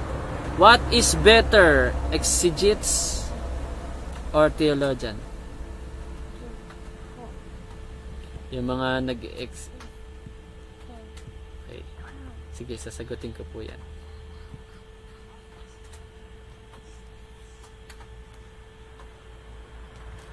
Print screen. Ayan, nag-print screen lang din. Yan, sige lang po, tanong lang po.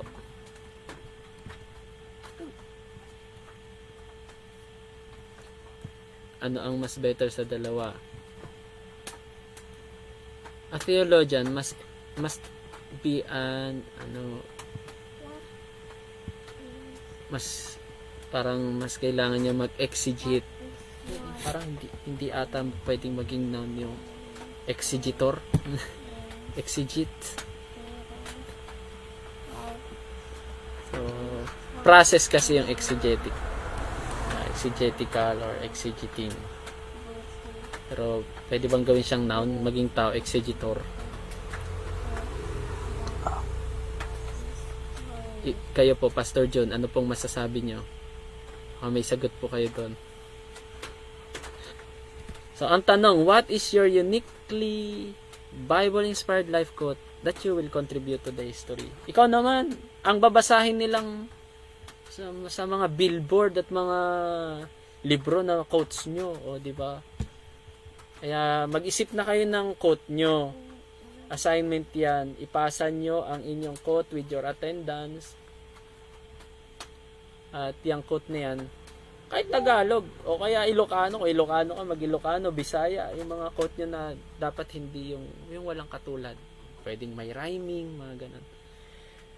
At pagkatapos po ng ating principles in hermeneutical approach or biblical principles of interpretation, tsaka po tayo magkakaroon ng homiletics na expository preaching. How to make an expository preaching. Kaya nagtataka kayo siguro bakit hindi ko masundan yung expository. Kasi marahil will din ni Lord na malaman muna natin ang right interpretation or pag-hermeneuticize, biblical hermeneutics, para mas gumanda yung paggawa natin ng tawag dito, expository sermon outline. Ayun po talaga ang ang gusto ni Lord. How does digital age or AI affect traditional hermeneutical approach? Actually, ang AI wala naman siyang wala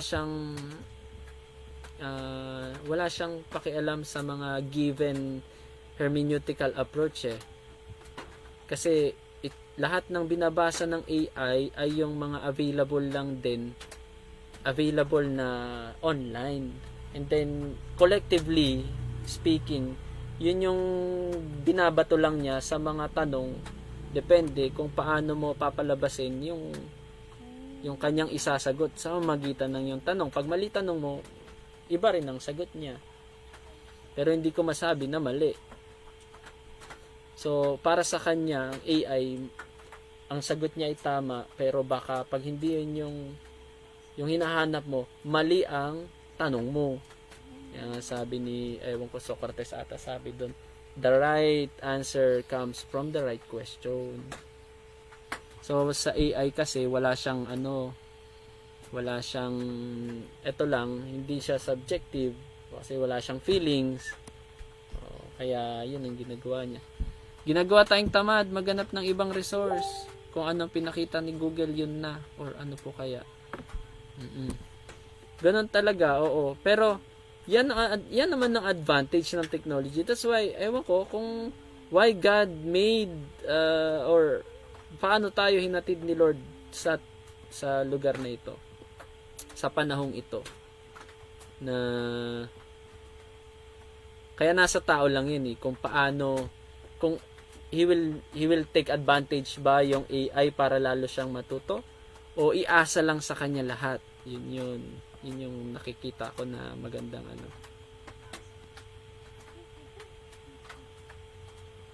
parang kay washing machine.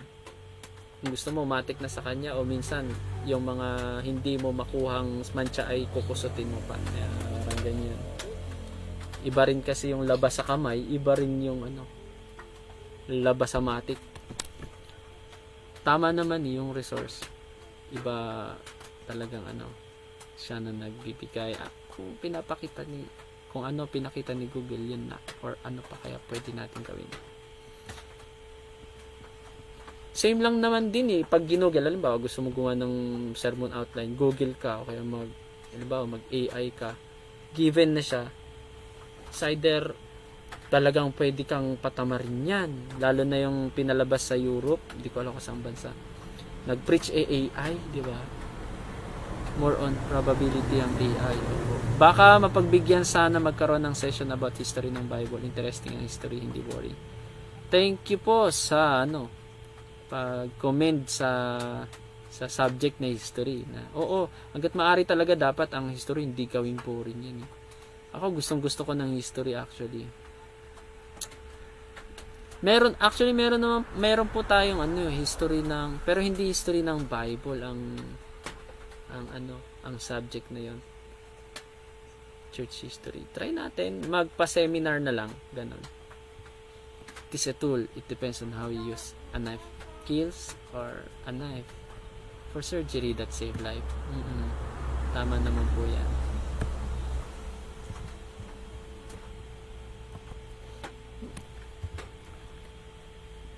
May mga iba pa rin talaga kapag ikaw ang nag-exegete ng Bible in a raw material. Bible, gano'n. Download ka ng app ng merong interlinear, titignan mo yung word niya, talagang ako ang dami kong na-discover na na mga wordings. Halimbawa, ito, share ko lang sa inyo. Ewan ko na-encounter nyo na itong tinatawag na Yahuwah. Walang ibang pangalan ang Diyos kundi Yahuwah ang tawag. At dumadami rin po sila ngayon. Dumadami. As in, ang hawak nilang pangalan, hindi Jehovah, hindi Yahweh, Yahuwah. Mababasa daw yung salitang tetragrammaton na hindi mabasa. Tinago daw ng matagal na panahon. At sila lang yung mga pinili. Yan na naman, yung pinili na yan. Papalitawin ko po yung sa literal and allegorical na sa mga susunod na subject natin. Sila lang daw ang mga pinili at maliligtas dahil sila ang nagkikerry ng tunay na pangalan ng Diyos na Yahuwah. Buti hindi naging Yawa, no? Yahuwah. At si Jesus naman, Yahushua. Ayan. Hindi Yeshua. Pahabain mo pa, Yahushua. Baboy, pinangalan mo kay Jesus, di ba? Ang napaka-degrading. Kaya, hindi naman talaga Jesus. O Yesu, alam mo, Yesu. Ang sus naman sa Hebrew, ang alam ko ay kabayo. Pag babaeng kabayo, susa. Jesus.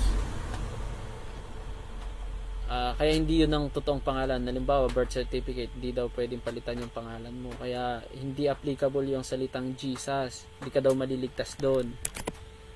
Meron na po kayong Sige po, pwede na po mag-leave. Marami pong salamat. Pinilit. Hindi, kung magbabasa ka talaga, lalo na ito, mga naniniwala po sa sa YouTube, pati pagsasabat nila, yun nga, after ng new moon, yun yung sabat. Then bilang ka ng 7, hindi tatapat ng Sabado. Yun yung lunar Sabbath. Hindi siya calendar based Sabbath. So sila lang daw mga pinili. Ngayon, patungkol sa pangapangalan, dahil nagbabasa nga tayo ng Bible, tinitignan natin yung halimbawa salitang Jesus. Paano ba nag-evolve yung salitang Jesus? Katulad ng church. Bakit naging church? Ecclesia. Ang layo naman ng ugat na salitang ecclesia sa church. O, diba? Hindi mo sila mapag-fit in may mga pinanggalingan yan. Pinag-aaralan po talaga yan. Ganun ang pag-exegete talaga na yung sinasabi ni George. Yun, si Tatay George. Kalimutan ka apelido niya. Yun, Gadamer. Yun din yung gustong-gusto ko talagang style. Hanggang sa dumating ako sa panahon na yung kay Lazaro, tinignan ko yung pangalan niya. Ang pangalan pala ni Lazaro ay Grecian name niya, yung Lazarus. Ang tunay niyang pangalan ay Lazarus. Zacarias. Parang alam ko Zacarias. Parang mga saradang Lazarus. Zacarias. Ang alam ko na totoo niyang pangalan. Pero bakit nung sinulat ang Bible, bakit Lazarus ang tinawag sa kanya? Ito pa isa. Kung walang buhay at hindi makapangyarihan ng totoong pangalan, kung ang totoo niyang pangalan ay Lazaro, ay Zacarias, bakit yung Lazarus na name ang binanggit sa Bible nung tinawag siya sa libingan? So, ibig sabihin, kahit hindi yan yung pangalan mo sa birth certificate, ang mahalaga, yung command ng utak mo kung sino yung second person na kinakausap mo, yung ikaw yung first person na yung kinakausap mo, direct person na kinakausap mo, may power yon, may power pa rin, hindi siya powerless. Kaya doon ko na-discover at yun yung sinabi ko sa kanila. Bakit? Naniniwala ka kay Jesus. Iba yung pangalan na sinabi din niya. Instead na Zacarias, Lazarus. Ito ibig sabihin ng Lazarus. Eleazar, I'm sorry, hindi pala Zacarias. Eleazar. Elazar. Kaya yung Lazar. Hindi, kadalasan kasi sa Greek, lalagyan mo sa dulo ng OS or A, ganun. Kapag neuter, wala. So, Lazarus. Katulad ni Jesus, dapat Yeshua, diba? Bakit naging Yesu? Pag nilagyan mo kasi ng A, pag naging Yeshua, pag Greek, magiging feminine na yon. Lahat ng nag-end ng letter A sa Greek, may gender kasi ang Greek word magiging babae na yung tinutukoy. Kaya iniwanan yung salitang A. Opo, Eleazar. Iiwanan na yung salitang A, hindi mo na ilalagay. Kaya magkaiba Kaya nung panahon ni Jesus Christ, pag Grecian siya, hindi niya pwedeng tawaging Yeshua, nakakabakla sa utak nung nagsasabi. Dahil pambabae pag A ang huli. Kahit ako noon, akala ko si Jeremiah, babae yung salitang Jeremiah Honestly, nung elementary ako, high school, akala ko babae yung Jeremiah talaga. Kasi A nga yung dulo. Kahit tayo, diba, may influensya tayo ng Espanyol. Pag mga A ang dulo, kadalasan, babae yan. Diba? Kahit mga neuter na gamit, halimbawa, lamesa, kahit ganun actually. Kahit mga gamit lang siya. Pag may A ang dulo, halimbawa, yung church, kingdom, ang salitang kingdom ay basileia sa Greek. Basileia, it's a feminine word. Basileia. Diba? Sophia, yung wisdom, babae siya. Kaya sa Hebrew din, diba, parang it's like a woman, yung wisdom.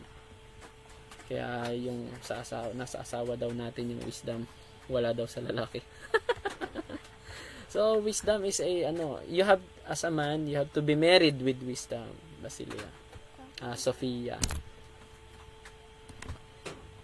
Philos, lalaki. Ganun. Kaya Lazarus, lalaki. Eleazar, parang tunog babae. So, naintindihan nyo siguro. Kaya, may malaki talagang bagay sa pag-aaral ng grammar, history, para hindi ka mailigaw. Kaya ayun, nagiging dogmatic sila kasi kulang sila ng information. Kaya mabuti, nag-aaral tayo ng hermeneutics. So, meron din ako narinig na sermon pero walang verse. More on quotes. Parang na-idolize na ang pastor or theologian na ang source ng quote. Yung quote na in-interpret instead na word of God. Ang labas, inspirational talk. Ang tawag dyan, hermeneutics type, pero hindi biblicis. Hindi biblical hermeneutics kasi yung quote na yung hini-hermeneuticize niya. Tulad ng sabi ko, hermeneuticizing pa rin yung kapag nagko-comment ka or nagpapaliwanag ka ng isang quote. But if you don't base it in the Bible or you're not quoting any biblical reference, hindi siya biblical hermeneutics. Ganun ang nangyayari. Satanic daw yung Jesus na name. Brother Franco. Totoo, meron din nagsabi niyan. May equivalent na 666 ang salitang Jesus. Pero kung sa likot din ng utak ng tao, meron ding equivalent na 888 ang Jesus. Kaya depende nga sa kung ano ba ang intention kasi ng interpreter. So, yun. Itong si Gadamer, ganun din. Pati intention ng interpreter dapat makikita mo, mababalanse mo. Kaya magandang mag-aral ng hermeneutics. Magkakaroon tayo ng mga graph na mayroong mga lapses. Gagawa ko ng mga illustration pag pray niyo ako na hindi siya copied. Yung talagang tayo yung gagawa ng maglalatag para mas maliwanag na unique yung pattern natin. Diagramming natin ng circle. para makita yung overlapping ng mga paniniwala. So ayan, maraming salamat po. Kung wala na pong mga katanungan ay ako po ay nagpapasalamat sa mga nagtiyaga na makinood, pati ang asawa kong nanonood, para lang masigurado na maayos ang ating live stream. At si Mrs. po ay graduate yan ng Master in Christian Education, kaya ipapahandle ko po sa kanya yung pagtuturo ng mga bata. 'Di ba? Kadalasan po na nagtuturo ng mga bata sa ating mga churches ay babae. Kaya hayaan nyo po na magturo din ng Christian Education sa atin pong CE1 is intro and then Christian Education for Children. And CE2 natin ay for youth. CE3 is for adult. And yung CE4 natin, general Christian Education. So, ayan. Maraming salamat po. At pagpalain tayo ng Panginoon. May tanong. Sige. Ano ba tanong? May habol daw na tanong. Saan sinulat ba yan? Sa live stream? Patingin nga sa live stream, Sarah. Titignan ko lang yung sa live stream natin. Ano?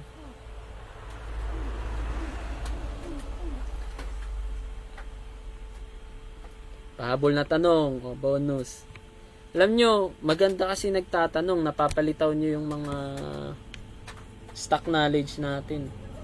Mga wisdom. Applicable ba ng songwriter, composer ng mga Christian song ay dapat alam din ng hermeneutics para tamang wordings? Posible kung talagang gusto niyang mag-allegorize na may nakatago sa bawat words na gagamitin niya. O pwede naman. Pero kung ano ang kadalasan kasi sa mga composer, kung ano yung nasa heart din niya, ay subjective muna eh. Wala kasing more on subjective, and then kung ito ay eisegetic composition, ayan na, may hermeneutics din sa composition, Pastor Jeron. Ewan ko, nandito ba siya? Kung eisegetic composition, hindi siya biblically talagang hook na 100%, maraming ganon na nakabase lang siya sa damdamin niya para kay Lord. Loving the Lord with all your heart. And then, meron naman, kung ano yung nabasa sa Psalms, yun, doon lang siya nagbe-base. Minsan, pwedeng iniiba lang niya ng konting nagdadagdag lang ng singit. Ganyan. Mahalaga rin mag-hermeneutics or may interpretation naman talaga ang composition. I-share yan ni Pastor Jeron sa tinatawag na composition criticism ata ang si Pastor Sidney, yan, isa sa mga magtuturo din sa atin ng composition at magaling din pong sa composition or songwriting criticism. Magbigay tayo ng example ng mga kanta na kailangan makriticize kung okay ba to o hindi. Halimbawa, yung kantang ito question to, sino pwede ba yung Jesus we enthrone you? Halimbawa lang. Ikaw ang mag-e-enthrone kay Jesus. Jesus we enthrone you. Alam naman natin yung kanta. Jesus we enthrone you. Reckless love, okay. Reckless love. We proclaim you are king. You are the one who is ang tawag doon, ikaw ang mag-i-enthrone o magluluklok kay Jesus Christ. Gaano ito ka-appropriate sa tingin niyo? Yun. Kaya may papasok dyan. But biblically, may nagtanong kasi sa akin yun. Yun nga, sabi sa Psalms chapter 32 verse 2. Hindi naman literal kasi na-enthrone mo yun, na luluklok mo. Kasi sabi sa Psalms, God inhabiteth in the praises of His people. Ibig sabihin, nung inhabiteth ay enthroned. Kasi hindi lang oras na tumira si Lord doon, luluklukan niya. Kaya God is being enthroned in the praises of His people. Ang alam ko Psalm chapter 22 verse 2 po yan. Kung hindi po ako nagkakamali. At kung mali ako, patawarin niyo ako. Try kong tignan. Tapos yung tanong sa patignan ko po yung mga tanong natin. Meron pong nagtanong sa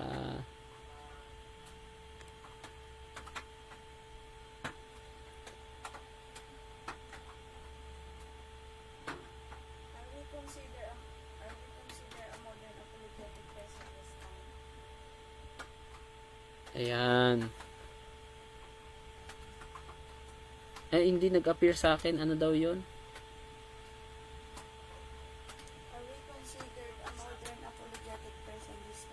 Modern apologetic. Opo. Apologetic kung nagdidepensa ka na po ng inyong faith.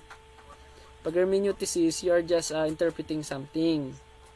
Pag apologist, if you're defending your faith or your belief, na contradictory or something nag-overlap, hindi mo ka-principle, ka-view, so apologist ka. May mga hermeneuticists naman na hindi sila apologists. They don't engage in any defensive mode ng pag-share ng Bible. If you don't engage in debate or defense, you're not an apologist. You're just an hermeneuticist ka lang. Pero kung madalas kang magdepensa ng iyong foundational truth or mga nalaman, then you're an apologist. So modern apologist talaga kasi nasa modern period tayo eh. A good apologist is a good hermeneuticist. Kaya kung hindi ka good hermeneuticist, bad apologist ang bagsak mo. Hindi ko makita yun. May nagtanong daw sa live stream. So pasensya ka kung hindi ko makita eh. Hindi nagmo-move. Ayan, kung wala na po, maraming salamat po sa bawat isa. At ngayon po ay sa 15 na atin pong taga-subaybay sa atin kailingan ko po, tayo po ay sumuporta sa atin pong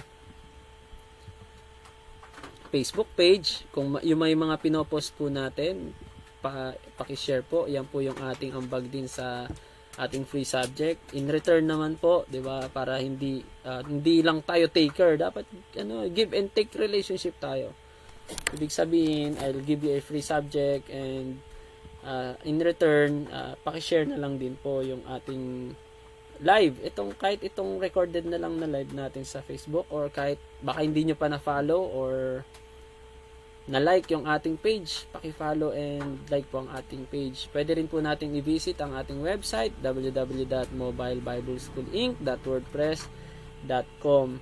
At on Thursday, tomorrow po, meron po tayong klase sa Systematic Theology. And I think huling klase na po ata natin yon, led by, or ang professor natin is si Pastor Jobel Mersin. At ang Systematic Theology teacher po natin, ulitin ko po, ay si Pastor Dexter.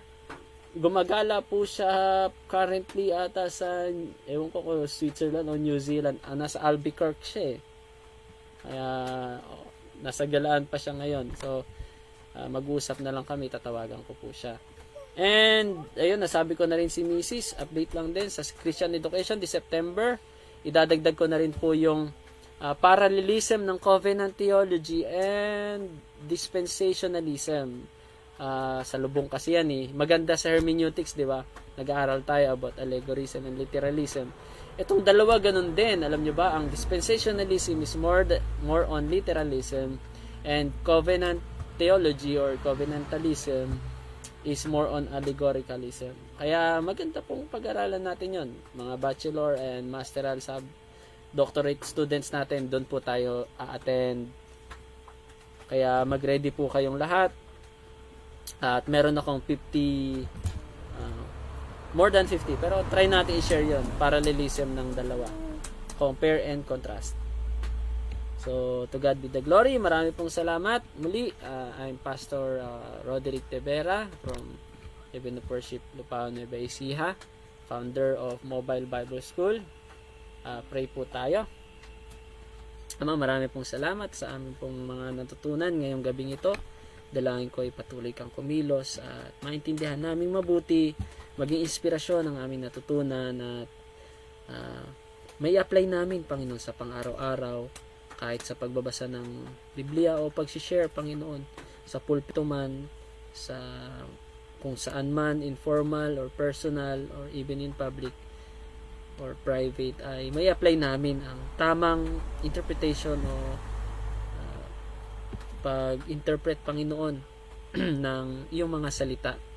Ngayon po, naniniwala kami na patuloy ang banal na Espiritu na siyang sa amin ay magre-refine sa mga pagkakamali namin noon sa pag-interpret o pagsasabi lamang ng kung ano ang nasa isip lang namin at nasa puso na may kakulangan sa pag-aaral o edukasyon patungkol sa mga historical or cultural ng mga panahon na yon. Pero ngayon, binusog mo kami at nawa ay maging kagamit-gamit kami, Panginoon, sa iyong ubasan mula rin sa aming natutunan ngayong gabing ito. Maraming salamat po. Ingatan mo ang bawat isang naririto. Bigyan mo kami ng divine rest, Lord God, sa aming pagpapahinga. At more wisdom po, Panginoon, sa nagtuturo at ganun din sa mga tinuturuan. I-bless mo ang aming institution, ang Mobile Bible School Incorporated, upang mas marami pa kaming matouch na mga buhay, Panginoon, upang matutunan or mas matuto pa at lumalim, hindi lamang sa aming isipan at pagkakaunawa, kundi sa pag-ibig namin sa iyo at sa relasyon namin, Panginoon, bilang ikaw ang aming tagapagligtas at kami ang iyong mga anak. Maraming salamat sa iyong biyaya. Para sa iyong kalwalatian lamang ang lahat ng ito sa matamis sa pangalan ni Jesus. Amen. So God bless us all and good night po sa lahat. Mag-feedback po tayo sa ating GC. Konting pasasalamat. At paalala ko lang po, pwede po tayong mag-partial sa atin pong tuition fee. Huwag po kayong mabahala sa mga natatakot manood, kasi yung iba natatakot daw mag-start na manood kasi baka feeling nila bago magsimula kailangan magbayad na para makakuha ng discount. Sige, God will provide naman sa lahat ng yan at napakababa po ng ating tuition fee. Kaya biyaya lang po ni Lord lahat. Ini-encourage ko kayo na mag-start tayo kahit wala pa tayong pambayad. At sa mga meron naman dyan, ayan, maglaan po kayo para sa ating Bible School. So maraming salamat, good night, and God bless us all. Pagpalain tayo ng Diyos.